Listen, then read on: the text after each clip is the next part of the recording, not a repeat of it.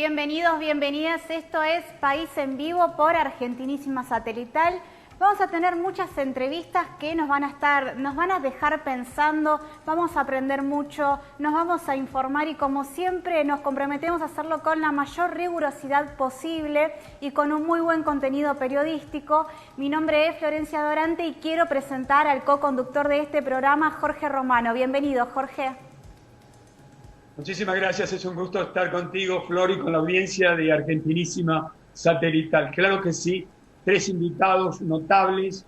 Tenemos ahora en principio un profesor investigador en economía que nos va a ilustrar, nos va a informar sobre la labor que desarrollan su equipo, porque hay información positiva para el país sobre el trabajo que ha hecho esta gente. También estará Jorge Aliaga, mi querido amigos, un científico que en estadísticas es un capo, y también tendremos, porque atención, el miércoles, jueves y viernes de la semana que viene hay una huelga de ADEMIS y estará la secretaria de prensa de esa institución representativa de los docentes aquí en Buenos Aires y en distintos lugares de la Argentina. Bueno, Jorge, te invito a que le demos la bienvenida al primer entrevistado del programa del día de hoy. Vamos a hablar sobre la reactivación de la economía tan necesaria para este 2021 que estamos transitando después de lo que nos deja la pandemia. Bueno, lamentablemente tenemos que comenzar a reconstruir un país y sobre esto vamos a hablar con Sergio Ariel Chousa, quien es economista. Bienvenido, Sergio. Florencia Dorante te saluda. Hola, Florencia, Jorge, buenas tardes para ustedes. Buenas tardes, Sergio, es un gusto conocerte, querido profesor, investigador.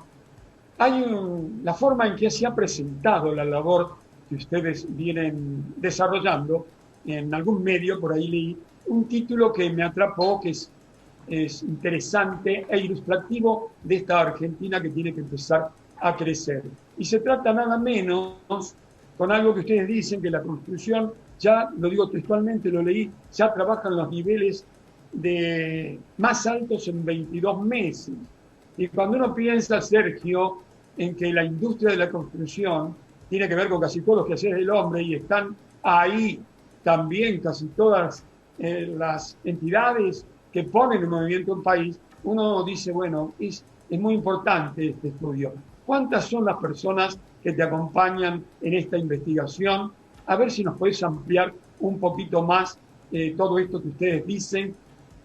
Cuánto desierto para muchos que dudarán de estos trabajos tenemos y podemos afirmar, Sergio. Bueno, Jorge, el centro desde el cual nosotros producimos es un observatorio que está enmarcado en la Universidad Nacional de Avellaneda. Y nosotros trabajamos todos contenidos de divulgación económica, mayormente de temas de coyuntura, a pesar de que, bueno, siempre hay alguna vinculación con aspectos históricos, con modelos económicos de fondo, pero mayormente nuestra producción se basa en datos de la coyuntura, datos de los últimos meses, los últimos años, siempre con una raigambre muy analítica, ¿no? Muy basada en datos. Para eso, obviamente, usamos información pública, ya sea de fuentes primarias, como de información secundaria producida a partir de cámaras o de centrales gremiales. En particular, este informe que vos referenciás tiene que ver con el rebote que está teniendo la economía real en los últimos meses. Para contextualizar un poco lo que viene pasando en Argentina es que después de la etapa más aguda de las restricciones de carácter sanitario del año pasado, donde bueno, la oferta productiva no podía realizarse y la demanda estaba muy reprimida. A partir de eso, gradualmente, con diferentes velocidades, algunos sectores más rápido y otros de manera más secuencial, la economía fue recuperando terreno perdido. Y ese impulso hoy lo están dando principalmente los sectores vinculados a la economía real, son los que más están liderando este repunte, esta recuperación económica. ¿A qué me refiero? Bueno, a la industria, dentro de la industria del sector de la construcción, y ahora incipientemente en los últimos 2 meses empezó a tirar un poco más también el comercio. Todavía los sectores proveedores de servicio están un poquito más retrasados, ¿no? Todo lo vinculado a la industria del entretenimiento, de la cultura, productos de que, bueno, muchos requieren del hecho de compartir un espacio físico todavía viene más atrás en la recuperación, a pesar de que ya empezó a recuperar algo de terreno perdido. En particular, la industria es, como te decía, la que viene liderando. Ya tenemos varios meses consecutivos de recuperación en las comparativas interanuales de los índices oficiales, y dentro de la industria, la construcción es el sector más dinámico, ya configura 3 meses consecutivos de aumentos por arriba del 10%, o sea, aumentos de 2 dígitos. Es bastante significativo para un sector que ya venía bastante dañado, incluso antes del impacto de la pandemia, ¿no? Como vos señalás, de los datos del último mes con información disponible, que fue el mes de diciembre, se desprende que el indicador desestacionalizado, el que filtra el efecto temporal de qué mes del año que estés analizando, ya volvió hacia atrás, a niveles de 22 meses atrás, con lo cual ya no solamente estamos con una construcción que trabaja a los niveles pre-pandemia, sino que ya trabaja a los niveles del año 2019, ¿no? Y en particular la actividad de las empresas de la construcción, las proveedoras de insumos, las cementeras, las proveedoras de cerámicos, de toda la industria metalmecánica, ya trabaja a los niveles de 2018. O sea, hay que remitirse a 3 años atrás. Sergio, apenas asumió el presidente Alberto Fernández, dijo que uno de los puntos fuertes para la reactivación de la economía iba a ser la obra pública, por ejemplo. Y ya que estamos hablando de esta reactivación, te pregunto si se está dando por una fuerte intervención estatal, no sé si intervención, pero digamos reactivación de parte del Estado, o se está dando algún tipo de fenómeno, por ejemplo, por la pandemia. Bueno, sí, coincido con tu afirmación. Siempre esto también lo marca el ministro de Economía, ¿no? Cuando tiene que describir cómo él vislumbra cómo se va a dar el proceso de reactivación productiva y económica en Argentina, ¿no?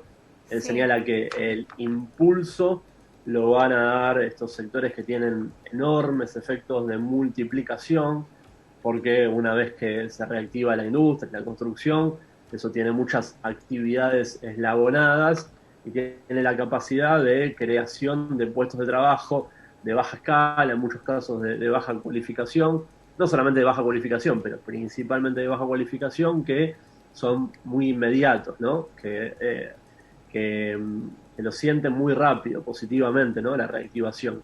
Y en general tiene salarios por arriba del promedio de actividades, sobre todo todas las industrias proveedoras de la actividad de la construcción. Entonces, a ver, es verdad que el impulso lo está dando el Estado, el impulso inicial para este año, para este 2021, en presupuesto nacional hay una asignación de 2,1 puntos del PBI.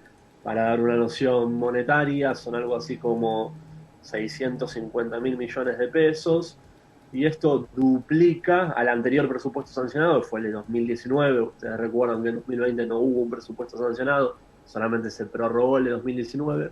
O sea que esto virtualmente duplica a la asignación de recursos que tenía la construcción pública, las obras de infraestructura del Estado Nacional, de acuerdo al presupuesto de este año. O sea que es un esfuerzo muy significativo para esa chispa, ese chispazo inicial. Obviamente esto es acompañado por el sector privado, ¿no? Porque la verdad que hoy están dadas las condiciones como para que sea tentador para el sector privado encarar obras, por ejemplo, de vivienda, ¿no? Emprendimientos de construcción privada. Y ahí los drivers, como solemos decir los economistas, son que la verdad es que Argentina quedó con costos irrisorios medidos en dólares, ¿no? Muchas veces los dólares paralelos, en particular el dólar blue, suele ser una referencia para este sector. Cuando vos ves la evolución de los costos, principalmente la mano de obra dolarizada para la construcción, está a valores casi mínimos históricos. Entonces, están dadas las condiciones para que el sector reactive, además de que, bueno, hay una demanda reprimida que en los últimos años no se realizó por la pandemia, pero también por la crisis económica de los años previos, que está ahí latente, esperando a que el sector privado se reactive. Así que me parece que están dadas los dos pilares como para que sea uno de los sectores que traccione fuerte la recuperación, no solamente de este año, sino también de los años venideros.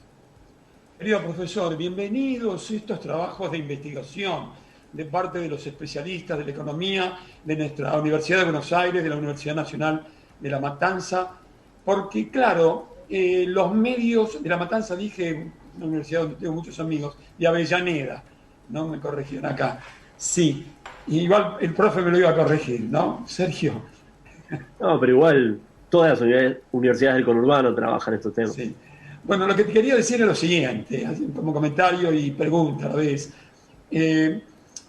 La agroindustria, digo agroindustria, no solo no paró en el 2020, sino que creció. Le he entrevistado a mucha gente del Consejo Agroindustrial Argentino que ha presentado un proyecto muy interesante y ha sido aceptado por el Poder Ejecutivo a través, en principio, de la vicepresidenta Cristina Kirchner y el presidente de la República, y también tiene el aval de la oposición para llevar las exportaciones de 65.000 millones a 100.000 millones de dólares. Esto se hizo en principio de manera silenciosa. Por supuesto que el Consejo Agroindustrial Argentino nada tiene que ver o está muy distante de la sociedad rural argentina. Digo esto porque cuando hablamos de agroindustria no hay campo, no hay trabajo en el campo sin la industria. Sergio, vos lo sabes muy bien. Así que cuando aparecen más estudios sobre la economía del país, bueno, siempre es muy importante. Yo te sacaría un poco de tu trabajo, Sergio, para preguntarte tu opinión en relación, como economista, como de alguna manera científico, profesor, educador, economista, sobre la media sanción en el Congreso sobre el aumento en ciencia y tecnología. Porque sin educación, sin ciencia, sin tecnología, poner máquinas en movimiento y generar economía, para lo cual vos sos un especialista, es un poco difícil, ¿no? Uh-huh. Bueno, sí, a ver, dos cuestiones. Sobre el sector primario, obviamente no se da una situación dicotómica donde vos tengas que apostar todo a un sector y resignar la potencialidad del otro. Al revés, ¿no? Tenemos que aprovechar la importancia de tener la productividad del suelo que tenemos en Argentina para los principales cultivos, pero para la enorme heterogeneidad de cultivos que tiene nuestro suelo, la heterogeneidad de climas que nos permite tener una alta productividad en muchos cultivos. Y en particular en estos años que, bueno, no estamos teniendo fenómenos naturales tan disruptivos como ocurrió en 2018, están dadas también las condiciones como para aprovechar eso en un contexto de precios internacionales que aparte son muy favorables para la mayoría de los productos primarios, donde, bueno, hay fenómenos que son externos, que son internacionales, que configuran un buen escenario para los países exportadores de productos primarios. En todo caso, el desafío es aprovechar eso para tratar de tomar lo mejor, que es la generación de divisas, la posibilidad de eslabonar actividades más cerca de los territorios en el interior del país, establecer nichos donde a los productos primarios se le vayan agregando eslabones de transformación para industrializar esos productos en origen, y bueno, y no generar una ruptura, no generar tensiones, sino aprovechar lo bueno de este escenario tan favorable en materia de precios, ¿no? Como economista, sí, no, te escucho, Sergio. No, sobre, digamos, la agenda del complejo científico-tecnológico, obviamente es una agenda que tiene que ser estructural, que tiene que ser política de Estado en nuestro país. Yo creo que fundamental esto afianzarlo con legislación, que así como se dio la ley de financiamiento educativo en el sector de la educación, para garantizar un piso de recursos que todos los años el Estado Nacional y los estados provinciales tienen que garantizar para garantizar una educación pública de calidad como exige la Constitución. Me parece que hay que seguir afianzando la institucionalidad en materia legislativa para que en materia de ciencia no hayan esas discontinuidades, ¿no? En los últimos años se vio un recorte bastante significativo en el presupuesto en el área, y eso es problemático, ¿no? Porque más allá de que tengamos un buen plafón de investigadoras, investigadores e instituciones de calidad en nuestro país, lo estamos viendo ahora con todo lo que está pasando con el coronavirus, la vacunación y y la investigación en ciencias médicas. A pesar de eso, si vos no le vas inyectando presupuesto todos los años, se termina siendo igualmente cuesta arriba, ¿no? Con lo cual, a mí me parece fundamental que, de nuevo, se pueda potenciar esto con legislación, ¿no? Es la forma de darle una estabilidad en el mediano y largo plazo, y que una discontinuidad de un gobierno que tal vez no sea tan afín a políticas de fomentar con un impulso mayor a la investigación, no se vean tentados a licuar al sector, ¿no? Que es algo que es estructural, ¿no? Apunta a largo plazo, y sin eso no hay posibilidad de desarrollo. ¿Cómo ve el sector empresario este trabajo de ustedes? ¿Cómo no te escuché? ¿Cómo ve el sector empresario, Sergio, este trabajo de ustedes? Bueno, nosotros en particular en la universidad tenemos diálogo porque tenemos un observatorio PYME, sobre todo trabajamos con el segmento PYME, que está enlabonado con las actividades productivas más cercanas al territorio en la ciudad de Avellaneda, ¿no? A ver, el empresariado obviamente ve con buenos ojos que se le ponga el foco al sector productivo, que se enfoque en estudios sobre la economía real. Obviamente el entorno en el cual están parados actualmente no es el mejor, porque vienen de una crisis bastante significativa, ya arrastra varios años con caída de ventas y con caída de producción, y eso también incide en la posibilidad de bueno, tener una puja virtuosa para el sector en materia de márgenes, ¿no? Hoy en día está bastante deprimido el margen en la mayoría de los eslabones productivos, y eso también se siente en el cierre de algunas empresas, algunas fábricas, que vienen ya sostenido de varios años. En ese respecto, me parece que este 2021 hay una posibilidad, ¿no? Como para, bueno, poner un coto a esa situación y pegar la vuelta, empezar a pegar la vuelta. Ya son pocas las empresas que están despidiendo trabajadoras y trabajadores, cuando uno ve los números de empleo registrado, los que reporta AFIP de todos los meses, ya vio que eso deja de caer. En los últimos meses incluso se empezó a revertir, se empezó a dar una creación de puestos de trabajo muy incipiente en las actividades del sector privado, sobre todo justamente potenciado por industria y por construcción. Y si este año la recuperación se sostiene, uno tendería a pensar que eso va a acompañar, ¿no? El empleo va a empezar a crecer y la cantidad de empresas se va a sostener, o va a empezar también a rebotar, y no se va a sostener esta caída tan pronunciada del cierre de empresas que se dio en los últimos años. Entre 2015 y 2019 cerraron 24.500 empresas pymes, que es realmente mucho. Este año de pandemia, el año pasado, cerraron 12.000 en todo el año, con lo cual es una situación, digamos, muy complicada. Y bueno, y en los diálogos que tenemos con el sector siempre ven con buenos ojos de nuevo que se investigue, que se presenten informes que enfoquen en la economía real, ¿no? Muchas veces la tentación de las y los economistas es sobre todo focalizar sobre temas monetarios y financieros, y olvidarse del entramado PYME, que muchas veces está carente de datos, de información, incluso para hacer seguimiento de variables, para tener un termómetro de cómo viene la cosa. Y bueno, eso siempre se ve con buenos ojos por parte del empresariado. Sergio, Interesante porque sí, Flor. No, sí, te quería consultar con respecto a si existe, como profesional, ¿no? Porque muchas veces los economistas dicen que puede ser predecible la economía si se conoce las políticas que se llevan a cabo, si se tiene bien la información con respecto a la situación actual, por ejemplo. Digamos, ¿existe alguna forma que el Estado pueda promover la inversión de privados también, que no sea, por supuesto, la flexibilización laboral, que eso no lo quiere nadie, por supuesto? Y si dentro de esas inversiones también, y después de estar transitando una pandemia, podría ir también por el desarrollo tecnológico con respecto a la ciencia, los medicamentos, las vacunas.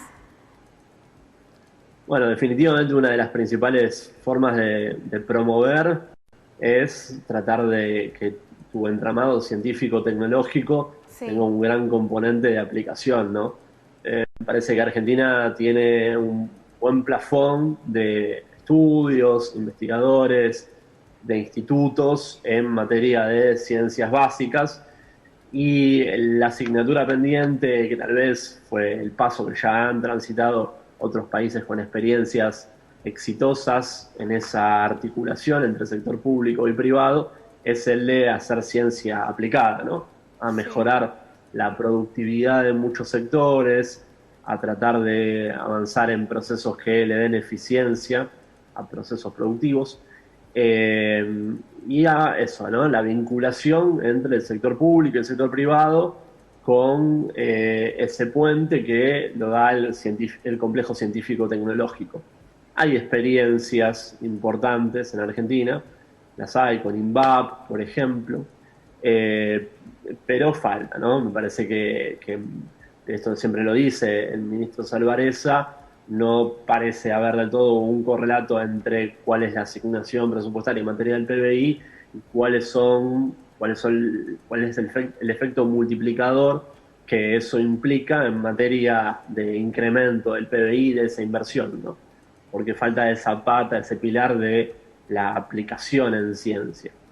Después hay otro driver fundamental que es el de la estabilidad, ¿no? Que excede a las políticas tal vez de corto plazo, que es que si Argentina tiene ese fenómeno pendular en su macroeconomía, donde en años anteriores crecía un año en los años electorales y después caía otro año, es difícil, ¿no? Emprender inversiones de largo plazo o políticas mismas públicas de largo plazo.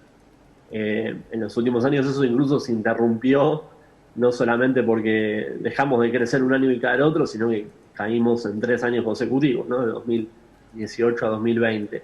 Así que me parece que la estabilidad económica general, la estabilidad de tu evolución del PBI, de tu ratio de inversiones, también de las políticas públicas, no tener una lógica tan pendular entre si nuestro modelo va para una vertiente más intervencionista o una más librecambista, también hace a las posibilidades de mejorar el entorno productivo y que el crecimiento se estabilice, y sobre todo las inversiones se estabilicen a mediano y largo plazo. Es algo que en nuestro país se debe, otros países más desarrollados lo han garantizado, también otros de la región, pero con otras asignaturas pendientes lo han conseguido, y bueno, es una de las asignaturas pendientes en materia económica, definitivamente la estabilidad macro. No sé si Jorge... No tengo más preguntas, Flor. Para no tengo cerrar. Más preguntas. Sí, yo que no tengo más preguntas, te decía, Flor. Sí. Siempre la confianza, el economista lo sabe muy bien, el profesor, el estímulo. Las plantas necesitan estímulos, los niños necesitan estímulos, los ancianos necesitan... Y la economía y los empresarios y las pymes, fundamentalmente, que le dan trabajo al 80% de los argentinos y de la gente del mundo, requiere de estímulos. Y cuando los mismos vienen de investigaciones inteligentes, que han trabajado sobre el campo de la economía, como la que ha realizado la gente que acompaña a Sergio, al profesor, siempre estas medidas son positivas y son ilustrativas y necesarias de conocer. Así que yo, en lo que a mí atañe, profe, un gran abrazo con el corazón y con la mente. Por ahora espero conocerte personalmente, así le digo a todos mis invitados. Inmediatamente me vacune, querido profe. Bueno, muchas gracias a ustedes, Jorge, Florencia, por la invitación y a disposición. Muchas gracias, Sergio. Agradecemos muchísimo todo lo que nos enseñaste aquí en País en Vivo y que, bueno, que sinceramente lo digo desde aquí, necesitamos más economistas como vos también que sepan transmitir para que entendamos todos y todas al respecto, porque también nosotros somos parte de la economía y es muy importante entenderla. Muchas gracias. A ustedes, a disposición. Bueno, Flores, sí, te escucho. No, si querés hacer una pequeña reflexión y te invito a que vayamos al corte. Bueno, me parece importante destacar la labor de profesionales, este joven, porque es un hombre joven, profesor, docente, de alguna manera un científico, que han hecho un trabajo muy serio, que por supuesto los grandes medios no lo han tomado, ¿no? Como debieran haberlo tomado para acompañar el crecimiento que Argentina necesita en función de números concretos, que van, digo yo, siempre estimulando esta palabra estimular, esta palabra confianza, son importantes en toda realización humana. Sí. Y bueno, vos sabés que la economía no es solamente un tema de números, es un tema de comportamientos humanos. Y bueno, a mí me pareció interesante apenas veo que hay una información, por lo menos en algún medio importante, chiquita, donde intitularon o subtitularon que la industria de la construcción en los últimos 22 meses, de acuerdo al estudio de estos investigadores, viene creciendo. Y bueno, si la industria de la construcción viene creciendo, esto es maravilloso. Todos sabemos la cantidad de gremios que abarca, la cantidad de trabajos que da para Argentina, así que todo eso nos parece importante siempre informar y con la ayuda de estos científicos formarnos a nosotros y a la audiencia. Flor, vamos a tener dentro de unos instantes también a mi amigo Jorge Aliaga.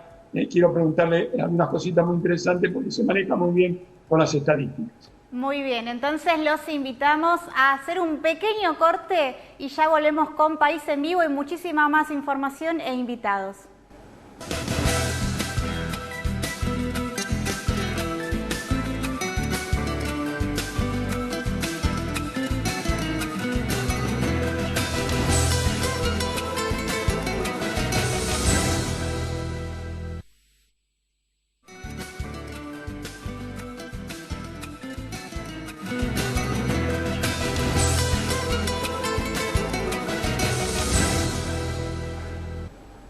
Y continuamos con mi colega Jorge Romano, acompañándonos en esta noche en País en Vivo por Argentinismo Satelital. Y le quiero dar la bienvenida a nuestro segundo entrevistado. Él es el doctor Jorge Luis Aliaga, él es físico, prestigioso investigador del CONICET y también secretario de Planeamiento y Evaluación Institucional de la Universidad Nacional de Hurlingham. Doctor, le doy la bienvenida a País en Vivo. Mi nombre es Florencia Dorante y como le comentaba, está mi compañero Jorge Romano también presente. ¿Qué tal? ¿Cómo les va? ¿Qué tal, Jorge? Muchísimas gracias, querido amigo, por prestarte a este reportaje. Un día domingo te sacamos del cafecito y yo fuera de cámara, vos que sos un re estudioso, te decía, ya te pareces a Paenza con los numeritos. En las estadísticas te llaman todos los medios para que hables, nos informes, nos formes, nos anticipes todo este acontecer lamentable de esta pandemia, del COVID. Yo quiero hacerte preguntas un poco distintas. Vos que sos periodista, dirás, ¿hay preguntas distintas? Bueno, no, ya te habrán preguntado tal vez sobre el presupuesto, la media sanción. No sé si te preguntaron la media sanción en diputados. Sobre eso te voy a preguntar, porque me parece que es trascendente en la medida que después haya planificación y todo aquello que alguna vez hemos hablado juntos. Pero hay una información que me parece sí, que esto no te lo han preguntado, que tiene que ver con una declaración de la secretaria de la Unión Europea, llamada, le estoy leyendo, Ursula von der Leyen, que es médica especializada en epidemiología, que ha dicho esto: mira, la ciencia ha superado a la industria. La industria debe adaptarse al ritmo de la ciencia. Lo estoy leyendo textual, Precisamos de una coordinación más profunda sobre los componentes esenciales y mejorar las capacidades en la escala necesaria. Este juicio crítico, Jorge, de una integrante de la Unión Europea que conforman los países desarrollados, que tiene, te lo voy a decir vulgarmente, la guita del mundo, pareciera ser aceptable en una economía como la nuestra, donde vos y mucha gente que he entrevistado muchas veces hemos compartido juicios críticos en relación. Pero bueno, ¿cuál es tu visión? La ciencia se adelantó, según esta señora, a la industria y nos ha dejado en bolas, mirá qué términos estoy utilizando hoy, con las vacunas en el mundo. ¿Cuál es tu visión? No, a ver, creo que justamente el tema particular de las vacunas, lo habíamos visto también, te acordás el año pasado, al principio de la pandemia, con los respiradores, sí, con los barbijos, con las jeringas, pero ahora con las vacunas mucho más, porque es algo más sofisticado, te da la noción justamente de lo que implica la soberanía tecnológica. Es decir, cuando vos como país tenés una cierta capacidad de resolver de manera propia o no ciertos temas. En algún punto pasa por, no depender tanto de poder generar divisas para poder comprar, porque viste que hay una tendencia que dice, dediquémonos a las cosas primarias, que es lo que somos fuertes, y el resto, con lo que ganamos de lo primario, lo compramos a los que producen las otras cosas. Y no nos metamos a hacer cosas sofisticadas. Típicamente, si vendemos suficiente soja, el resto lo compramos. Bueno, uno puede discutir eso, yo no estoy de acuerdo con esa posición, pero además de eso, se ve que cuando vos tenés una crisis, muchas veces ni siquiera la plata alcanza. Es decir, no es ni siquiera soluble con tener plata para comprar. Simplemente porque si los que están produciendo no tienen para ellos, no te venden, aunque vos tengas plata. Y es lo que está pasando con las vacunas. Es decir, al no tener vos capacidad propia para resolver, y eso quedar confinado en algunos... Vos pensás que nosotros hemos tenido mejores condiciones que, se está viendo ahora el problema que va a tener África, ¿no? Digo, hemos tenido mejores condiciones que otros países para tener vacunas porque teníamos una capacidad, yo te diría, intermedia. Es decir, no para desarrollar vacunas absolutamente propias, si bien hay algunas que estamos desarrollando y que a lo mejor con la demora que implica no tener tanto capital, en algún momento se concretan, pero por ejemplo, por decirte algo, teníamos la capacidad de escalar las de AstraZeneca acá. Entonces eso nos permitió negociar tener un cupo más grande. Entonces, digo, cuando vos más podés tener de autonomía tecnológica, estás en mejores condiciones para negociar. Sí. Ahí está. Bien. Jorge, sí, te escucho. Al doctor Jorge Aliaga le quería consultar porque tengo los dos Jorges en vivo. Quería consultarte con respecto, sabes que recién estábamos entrevistando a un economista y le consultaba con las políticas a futuro con respecto a la economía, qué podemos exportar, en qué pueden invertir los privados también. Y en un programa anterior también entrevisté a un biotecnólogo que nos habló sobre el desarrollo de la vacuna contra el COVID-19 en Argentina y la falta de inversión que tiene esta misma, que digamos, el capital humano y científico en nuestro país lo tenemos, siempre termina pasando que nos falta la inversión. En tu mirada, como también persona de ciencia, te consulto si también dentro del futuro, ya que estamos empezando a salir de una pandemia, ¿no conviene también como país comenzar a desarrollar estas cuestiones, empezar a invertir fuertemente en esto, como también capital de exportación o capital de inversión privada? A ver, primero, como decía antes, no es que Argentina no tenga nada. Ustedes vieron que, por ejemplo, pudimos hacer kit de diagnóstico, sí, varios, que no todos los países lo tenían. Andrea Camarnic hizo uno, el laboratorio Casaray hizo otro, hubo varios que pudimos hacer. Hay un par de vacunas argentinas desarrollándose. Lo que pasa es que las vacunas tienen que pasar por varias fases de prueba, fase 1, fase 2, fase 3, todo eso demora tiempo y recursos. Y la realidad es que la industria farmacéutica es una industria muy cara, muy costosa. Muchos desarrollos son inversión que en definitiva después no resulta, van a pérdida. Es decir, son industrias de mucha necesidad de inversión de capital. Y bueno, obviamente, de nuevo, escalar en esas cosas a veces se te hace prohibitivo. Es como yo te dijera, podemos competir mano a mano con la gente que pone satélites y es difícil. Ahora, ¿podemos hacer algún tipo de lanzador? Sí, podemos. Es decir, como que uno puede ir escalando progresivamente. Y para eso, el ejemplo para mí es emular, por decir un ejemplo concreto, lo que hizo Corea. Sí. Es decir, Corea se planificó una estructura de desarrollo muchos años. Es cierto que en su momento, Corea del Sur estoy hablando, no era una estructura completamente democrática, con lo cual el gobierno de Corea del Sur, por ejemplo, imponía ciertas condiciones a los empresarios en la necesidad de qué hacer, dónde comprar, etc. Y había un direccionamiento. Acá lo podemos hacer Una cosa similar acá podemos hacer con empresas público-privadas. Doy un ejemplo, INVAP. Sí. Es decir, una empresa donde el Estado, cuando quiere comprar algo, un ejemplo concreto, radares, en lugar de ir a comprarlo a Suecia, a Canadá, a países que venden ya algo terminado, bueno, uno invierte en una empresa como INVAP de tecnología que hace un desarrollo. Sí, cuando uno mira el costo del primer, segundo radar, es mucho más caro que comprarlo afuera. Sí. Si lo compara en dólares, esa cuenta siempre es capciosa, porque en realidad muchos de los costos que termina pagando el Estado los hace en sueldos en pesos, que no son en dólares, son en pesos. Con lo cual es plata que a la larga termina en el mercado local, generando trabajo, generando compras en el supermercado del barrio, etcétera, que generan IVA. Digo, hacer esa cuenta es más sofisticada.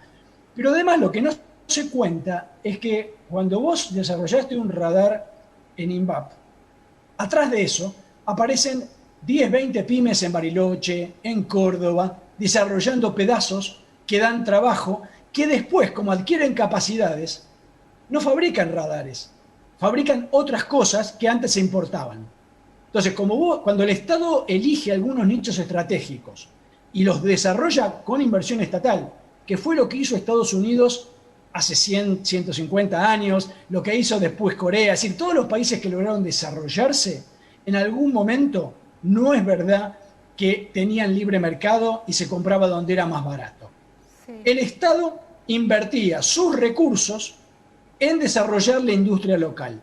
Una vez que estaba desarrollada, pasaban a convenirle el libre mercado porque ellos te vendían, no compraban. Y entonces cambiaban las reglas de juego. Pero una vez que ellos ya estaban en ese lugar, nosotros tenemos que copiar no el final de la historia, tenemos que mirar toda la historia completa.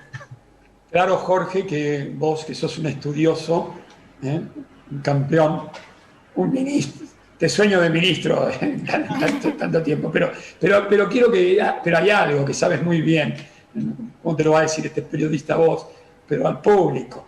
Sin educación, sin ciencia, sin tecnología, poner máquinas en movimiento para producir nosotros o para venderle al mundo es casi imposible. Por lo tanto, la pregunta que viene en relación a esto que dices y que yo pienso, estamos contentos por esta media sanción en diputados de llevar, creo, al 1%, si no corregime porque vos debes tener todos los numeritos, de la inversión en ciencia y tecnología. Pues yo estuve charlando con otro amigo también, con Fernando Stefani, y él me hablaba mucho de la tecnología, ¿no? Que hablamos mucho de ciencia y no tecnología. A ver qué me dices vos en estos pocos minutitos que me quedan y no te molesto más. No es el 1% de la inversión en ciencia, es el 1% de la función ciencia y técnica del presupuesto, que es más o menos la mitad de la inversión en ciencia del país. Bueno. Y lo que se está haciendo es pasar ese numerito, que es el 0,25, al 1. Es decir, en 10 años multiplicarlo por 4 en términos del PBI. Y la salvedad de que solo es para los organismos de ciencia y técnica que hoy existen. Si se crean nuevos, es con presupuesto adicional, no sacando de ahí. Entonces, en ese contexto está muy bien. Es decir, para lo que ya existe, multiplicarlo por 4 en términos reales en 10 años es una buena meta. Ahora, yo concuerdo con Fernando en que eso no es un plan de desarrollo. Eso es fortalecer los organismos que ya tenemos. Y está muy bien, pero no alcanza. Además de eso, hay que ver cómo hacemos para generar un proyecto de desarrollo industrial que demande esa ciencia y tecnología. Fernando cree más en el impulso de los privados. Yo honestamente creo, siguiendo un poco la economista Mariana Mazzucato, que ella cuenta muy bien cómo el iPhone está lleno de desarrollos que hizo el Estado de Estados Unidos a través de sus agencias oficiales, de defensa, por ejemplo, que después toman los privados. Entonces yo creo que en Argentina debería haber un sistema donde en algunas áreas estratégicas que el Estado elija, traccione el desarrollo con poder de compra estatal, con empresas público-privadas, etcétera, pero donde haya una inversión muy fuerte del lado del Estado. Y esa es la parte que no está escrita en esta ley. Es la que falta. Es decir, esta ley no tiene nada mal. En todo caso, lo que habría que hacer otra parte que todavía falta. Bueno, es casi coincidente, lo tengo a Stephanie mañana, me sirve muchísimo. ¿Qué tiempito tengo? Porque ya lo dejamos. ¿Qué tiempito tengo, Flor, para un análisis ya personal 10 minutos, con el comentario? minutos. Juan, 10 minutos. bueno, no, ¿sabes qué quiero? Mira, este es un campo en todo. Hay tres ministerios que podría ocupar. No lo voy a nombrar, no quiero comprometerlo ni crearlo, pero estoy seguro 3 ministerios que él debe saber muy bien con el que tengo acá, porque es un capo. Pero bueno, vamos a llevarlo a otro lado, ya que nos permite estos minutitos nada más que restan. Vos formabas parte de un coro, coreutas, es discutible la palabra coreutas. Yo, Jorge, te cuento que haciendo programas culturales hace más de 30 años sin parar, en algunas oportunidades tenía coros todas las semanas, venía la Baneriana a cantar y venían 100 personas a cantar, la Universidad de la Matanza, la Universidad de todos lados, ¿no? Y yo decía, yo veía en ustedes, los coreutas, yo los pintaba así. ¿Qué sentido de comunidad maravilloso tiene un coro? Donde participa un obrero, un técnico, un profesional, un empresario, un investigador, traga como vos, y todas las profesiones. Y ahí yo también hacía esta referencia y no hablo más, quiero tu impresión, querido Jorge.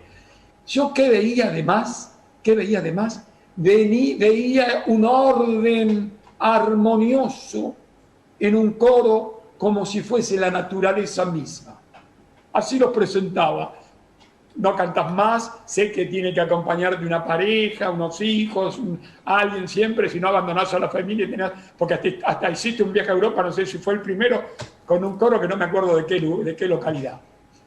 Sí, yo soy nacido en San Miguel, provincia de Buenos Aires, donde viví mis 25 primeros años de vida. Tengo todos mis amigos de la infancia ahí y canté en el coro polifónico de José Cepaz, efectivamente, donde con ellos fui por primera vez, aparte de cantar en coros universitarios y demás, canté ahí y fui por primera vez a Europa, no como científico, sino como coreuta aficionado, digamos.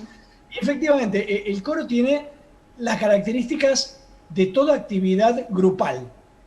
Viste que hay actividades que son más bien individualistas, que, bueno, podría ser a lo mejor un solista mismo, un cantante solista, tiene una característica más individual. Lo mismo que, por ejemplo, se dice mucho un tenista. Son deportes individuales.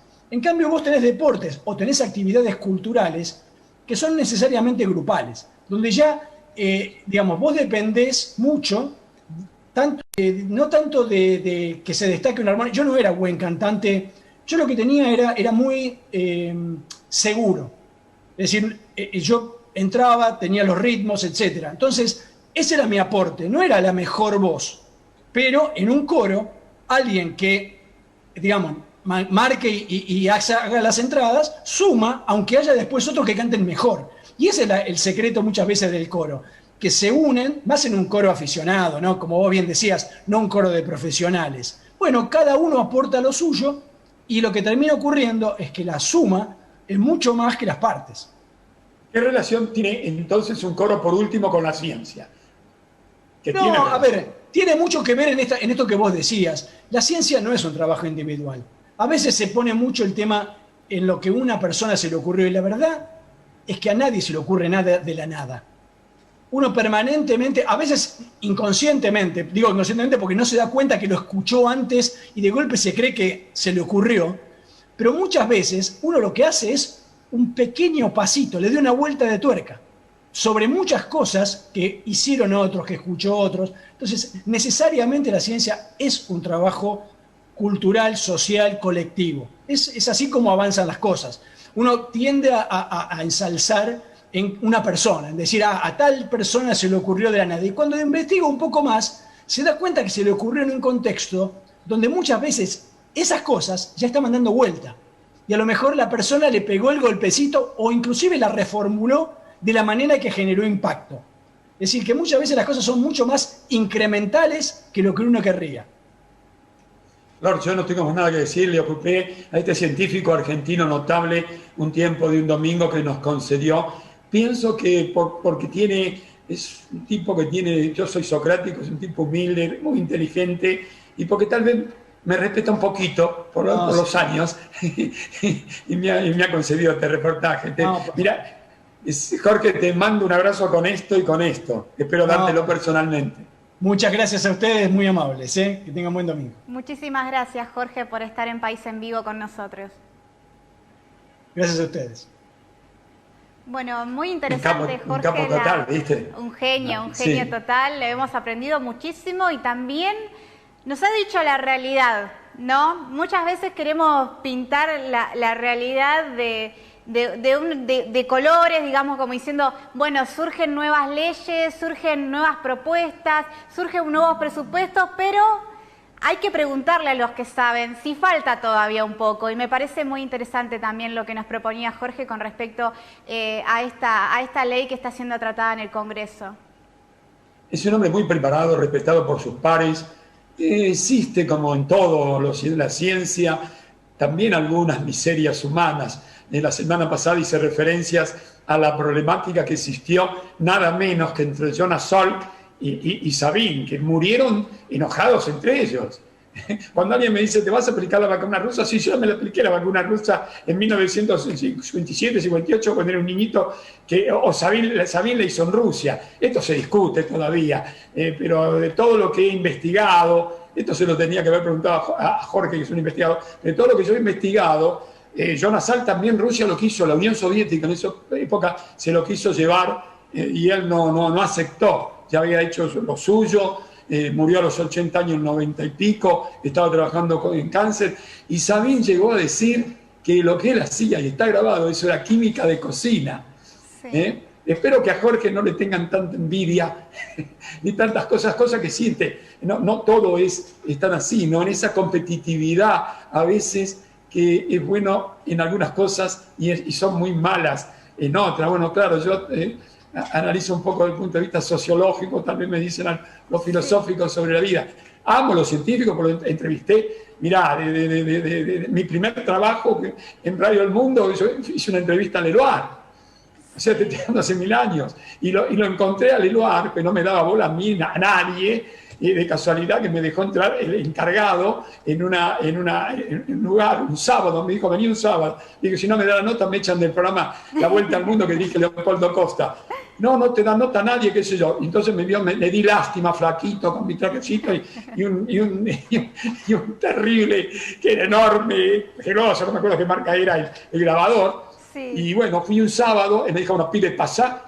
Yo, escúchame, te rompo el que te dije, si vos decís que yo fui al baño, vos te colaste. Y lo vi a Leloir, fui el que lo escribí, lo vi a Leloir con una cosa gris horrible, con eso que llevaban los chicos internados, un delantal gris por el piso, sí, en un 3x3, un lugar así, y me dijo, ¿qué hace usted aquí? Y yo no sabía, me quedé sin palabras, no sabía qué decir, pero ¿quién lo dejó entrar? Pero yo me colé, ¿cómo se coló? Soy periodista, pero yo no tengo nada que decir. Estaba pasando el trapo de piso, lo que se dice el lampazo, limpiaba él. Era un sábado que limpiaba él. Cuando yo conté todo esto no me podían creer, porque además aceptó la nota porque casi le di lástima y yo qué carajo le pregunto, digo ahora. ¿O es la vocación periodística, Jorge, que te llevó a eso? ¿Qué le pregunto? No sabía cómo hay nada de ciencia. Algunos científicos como Jorge, algunos creen que sé, ¿viste? Y yo leo me paso leyendo como una bestia. Y en ese momento menos. Sí. Entonces le dije, cuénteme su vida, doctor, como ejemplo para los estudiantes, para los que quieran seguir su carrera. Y eso le gustó. Pero saqué el grabador y me dijo, apague eso. Sí. No me entendía la letra, yo lo que había puesto los nervios. Sí. El tipo hablaba que yo le di lástima, pero me echaba. Y no le dije al que había arreglado con el portero, porque imaginás. A partir de ahí, después empecé a entrevistar científicos. Sí, mira, Jorge menciona a Andrea Gamarnik, extraordinaria científica argentina, con la que también he hecho muchos reportajes. A ella otros jóvenes también como Gabriel Rabinovich, no sé, tengo intemperables, grandes también. Jorge no es tan grande, pero lo he entrevistado muchísimo. Yo entrevisté al hijo de Usain, al hijo. Usain fue Ursay fue 42 años profesor, lo amaban y lo odiaban, ¿no? Fue 42 años profesor, lo falta un día. Esto al margen. Y también me peleo no me peleo, pero los científicos, no sé qué diría Jorge, lástima que en otro momento se lo voy a preguntar, no sé qué preguntar.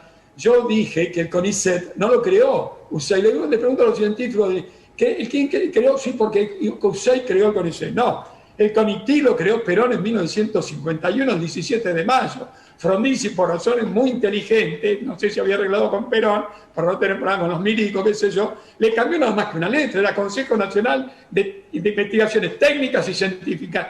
Y Frondizi le puso, le cambió, en vez de técnica científica, puso científica y técnica. Por supuesto, le dio chapa internacional, lo puso Ursay, qué sé yo, que por razones políticas, que a veces no tenía que ver Perón, pero todo lo que lo rodeaba, qué sé yo.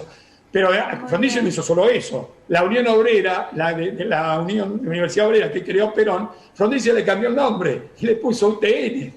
Bueno, todas estas cosas que me gusta decir. Se fue el tiempo, ¿no?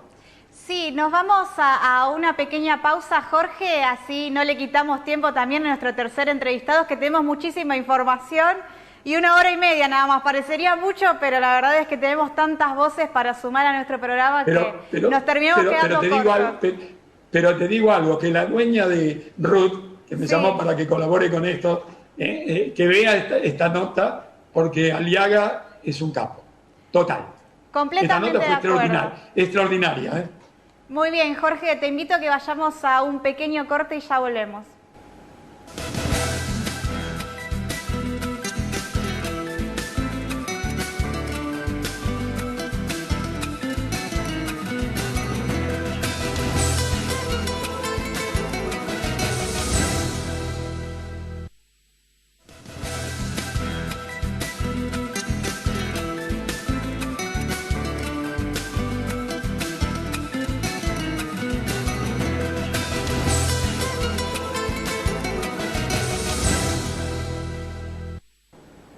Estamos en País en Vivo por Argentinísima Satelital y continuamos acompañándote e informándote con mi colega Jorge Romano, que está de forma remota co-conduciendo este programa también.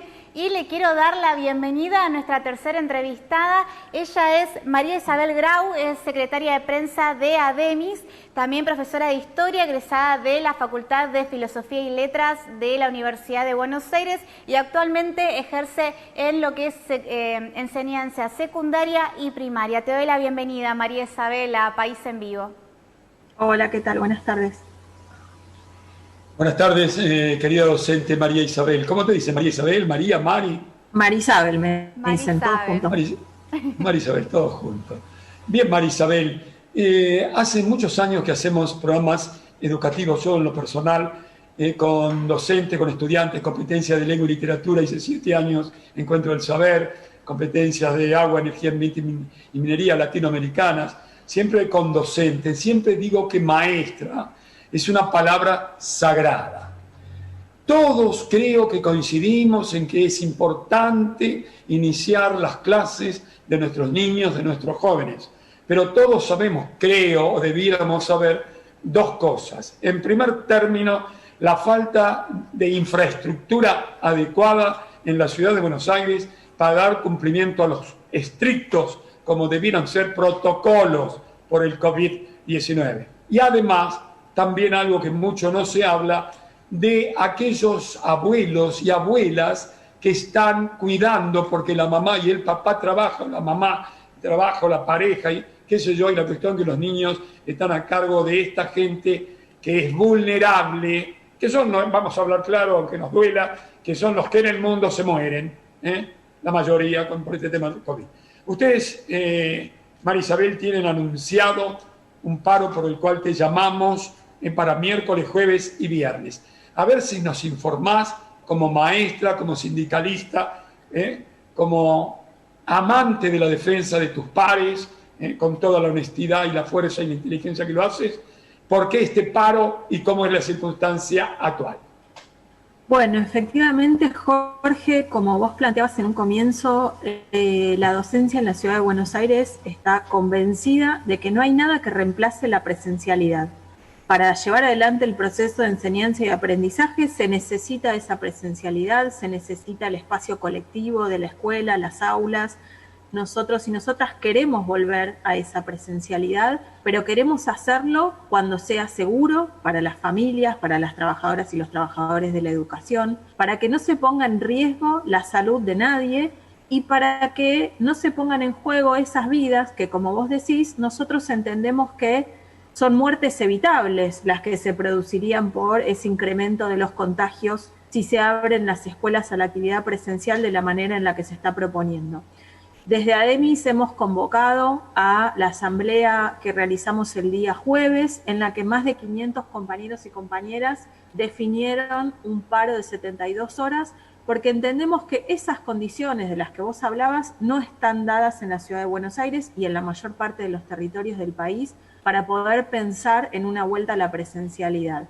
Por un lado, por el contexto epidemiológico. Se está citando frecuentemente a la Asociación Argentina de Pediatría, que plantea la necesidad de la vuelta a la presencialidad, con lo que nosotros coincidimos siempre y cuando se den las propias pautas que ellos establecen, ¿no? La Sociedad Argentina de Pediatría dice, si hay más de 200 contagios por cada 100.000 habitantes, es peligrosísimo abrir las escuelas. Hoy en la Ciudad de Buenos Aires estamos arriba de los 450 casos por cada 100.000 habitantes. Entonces, entendemos que los gobiernos, tanto a nivel nacional como en la Ciudad de Buenos Aires, deberían regirse por estos parámetros epidemiológicos que son elaboraciones científicas, que no las definimos las docentes y los docentes, sino que los organismos internacionales de la salud estipulan cuándo es seguro abrir las escuelas. Hoy, en términos epidemiológicos, no es seguro abrir las escuelas.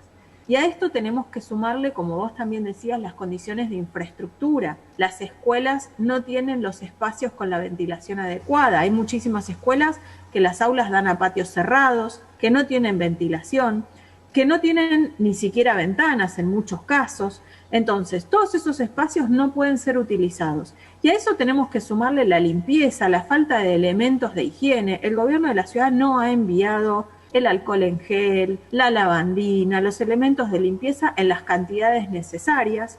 No se ha contratado el personal de limpieza extra que se requeriría para garantizar la asiduidad en la limpieza, por ejemplo, de los baños. Los baños no están en condiciones, hay escuelas que tienen baños que no están habilitados porque los caños están rotos. Hay escuelas que cuando se presentó el personal docente se encontraron con ratas muertas en descomposición, con excrementos de ratas por todos lados. Situaciones en las que habitualmente fuera de la pandemia las clases se suspenden porque no podemos ingresar a los chicos a la escuela. Se imaginan si tenemos ratas que están dando vueltas por ahí, es absolutamente antihigiénico y peligroso para la salud. En este contexto pretende el gobierno de la ciudad abrir las escuelas.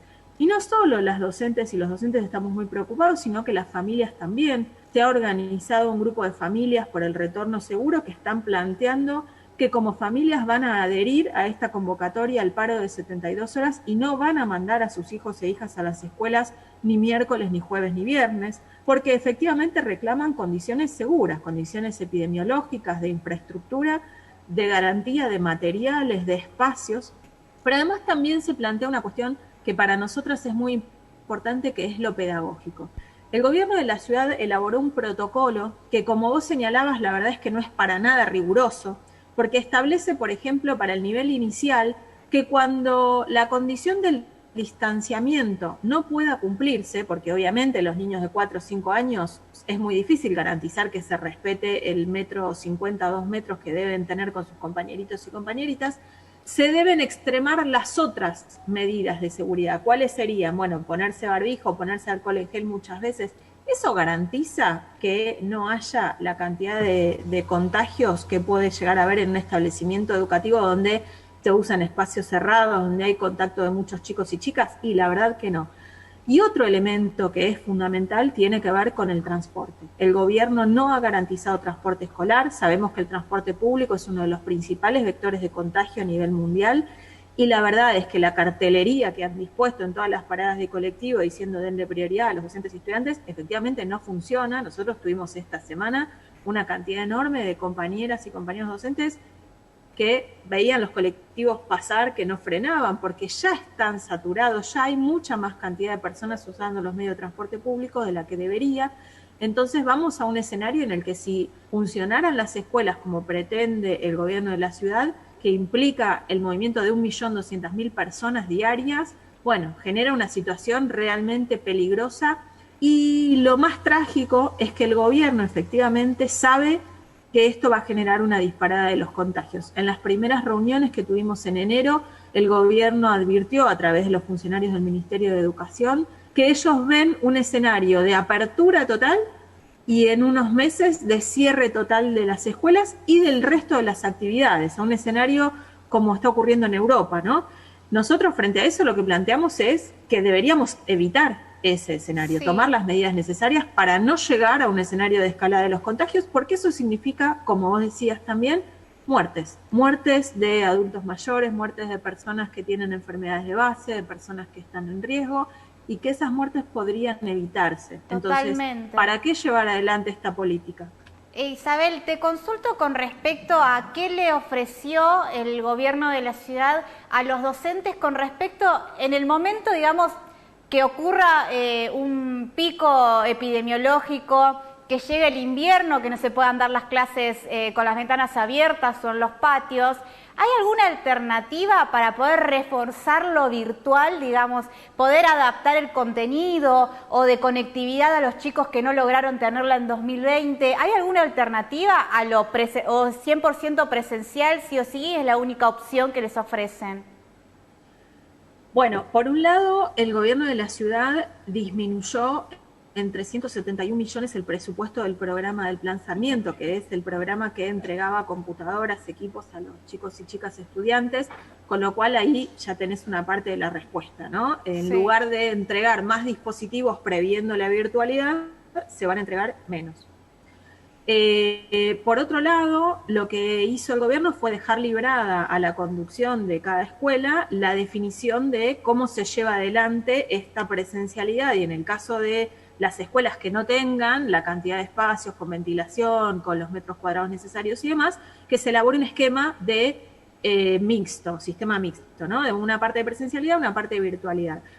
Ahora, para este sistema mixto tampoco se ha contratado más personal docente, con lo cual las maestras, los maestros, los profesores y profesoras vamos a estar con una carga doble, porque no solo tenemos que sostener la presencialidad, sino que tenemos que sostener la virtualidad, mientras obviamente no hay tampoco ningún tipo de aumento salarial, ni entrega de equipos, ni conectividad gratuita para los y las docentes, menos para los estudiantes. Entonces, la verdad es que no se está anticipando ese escenario de vuelta a la virtualidad con recursos para las familias, con recursos para la docencia. No se está pensando, por ejemplo, en la entrega de cuadernillos que pudieran garantizar que efectivamente, si volvemos a la virtualidad, esos chicos y chicas tengan los materiales necesarios, elaborados por la docente, con materiales didácticos, con libros. De ninguna manera se está planteando eso. Y de hecho, en la propia propuesta de presencialidad, nosotros ya vemos la poca preocupación por lo pedagógico. ¿Por qué? Porque en las escuelas en las que no se cumple, por ejemplo, con los metros cuadrados que requiere un aula para la totalidad de la matrícula o con la ventilación, se está planteando que esos chicos y chicas vayan a cursos, a clubes, que se desdoblen esos cursos, se desdobla un grado y van a un club. ¿Quién está a cargo de ese grupo en un club? No la docente, no la maestra, la profesora, sino una persona que trabaja en lo que se llama el programa de jornada extendida, que son chicos y chicas contratados por el gobierno de la ciudad, pero que no tienen una formación pedagógica, que no van a estar desarrollando tareas ni aprendizajes vinculados a lo curricular de la escuela, sino distinto tipo de actividad. Entonces, la escuela para ellos funciona como una guardería, en donde lo importante es que los pibes y pibas estén bajo el cuidado de un adulto o una adulta, pero sin importar el tipo de actividad, sin importar el seguimiento pedagógico, no importa si están con la maestra, no importa si están desarrollando el conocimiento y el proceso de aprendizaje. Entonces, la verdad es que con esos elementos nosotros también queremos transmitirle a las familias mucha preocupación, porque la realidad es que no hay una intención de desarrollar lo educativo, sino simplemente que la escuela sea un espacio de cuidado. Sí. Y el gobierno les está diciendo de la ciudad de Buenos Aires que si hay contagios no van a cerrar las escuelas. Dos cosas, quiero tu opinión sobre esto. Y también se está utilizando incluso los medios para decir que ustedes no se quieren testear. ¿Cuál es tu visión y tu opinión sobre eso? Bueno, por un lado, efectivamente no están cerrando todos los establecimientos cuando hay casos positivos de COVID, que ya los está viendo. Nosotros tenemos alrededor de 15 docentes que ya han confirmado, docentes, incluyo a personal de la educación, auxiliares en diferentes escuelas, que ya han confirmado que tienen positivo, y en algunos casos cierran la escuela, en otros no. La verdad es que no está muy claro, porque el protocolo establece que se tiene que aislar la burbuja. Ahora, ¿a qué se considera burbuja en este momento en el que todavía no asistieron los estudiantes? Bueno, si esa persona, esa profesora, esa maestra estuvo en contacto con los directivos, estuvo en contacto con compañeras y compañeros de trabajo, debería aislarse. La bajada desde el ministerio es que las escuelas no se cierren, cuando en realidad deberían cerrarse, desinfectar el establecimiento, dar los días de aislamiento. Con respecto a los testeos, nosotros fuimos uno de los sindicatos que exigió que se pongan a disposición los testeos, y nosotros planteamos que en realidad deberían ser obligatorios y semanales para la docencia si se pretendía abrir las escuelas. ¿Por qué? Porque lo más riesgoso es la persona que es asintomática y está contagiada y no tiene ningún síntoma, por ende no lo registra y va de una escuela a la otra contagiando a un montón de personas. Entonces nosotros estamos absolutamente de acuerdo con los testeos, entendemos que hay que hacerlo, pero entendemos que para que eso sea efectivo tiene que haber un seguimiento real por parte del Estado de todas las personas que han sido contacto estrecho de esa persona que tiene un resultado positivo. Hoy el ministerio, si uno envía un pedido de dispensa de la presencialidad por ser contacto estrecho de una persona que dio positivo, eso en muchos casos está siendo negado. Para que seas considerado contacto estrecho tenés que haber permanecido una cantidad de tiempo que según el criterio de ellos es tan amplia que tenés que ser más o menos un conviviente. Entonces, eso genera un problema, porque los testeos es correctísimo que se hagan, pero el problema es qué política se desarrolla después de que hay un resultado positivo. Bueno, hay que hacer un seguimiento, hay que hacer un aislamiento de todas las personas que tuvieron contacto, y eso va a significar, en el caso de la vuelta a la presencialidad con estudiantes, que si hay, por ejemplo, si yo diera positivo, bueno, todos los cursos con los que yo tuve contacto en esos días tienen que pasar al aislamiento, y no solo los estudiantes, sino también sus familias. Con lo cual tenemos que empezar a multiplicar la cantidad de gente que estaría dispensada de asistir a sus lugares de trabajo. Por eso nosotros también venimos planteando que con este esquema de apertura total, lo único que se logra es que en unos meses efectivamente haya un cierre masivo de todas las actividades, porque si se aísla a todas las personas que van a estar en contacto con quien haya resultado positivo, bueno, eso significa cientos y cientos de personas. Sobre la vacuna, por último, María Isabel, ¿qué piensan? Nosotros estamos demandando también desde enero que se acelere el calendario de vacunación para las docentes y los docentes, que si se prioriza la educación, como dicen, nosotros tenemos que estar en puestos más arriba, ¿no? En el 5º lugar. Ahora nos han subido al 4º lugar por debajo del personal de seguridad. Bueno, si la educación es prioritaria, deberíamos estar por encima y que ya se empiece con la vacunación para la docencia. Isabel, bueno, para se cerrar, confirma, sí. No, por favor. Sí, quería, la última pregunta, ¿no? Más que pregunta, es lo que necesitamos. Hoy es domingo, lunes y martes es feriado, y el anuncio del paro de ADEMIS es para miércoles, jueves y viernes.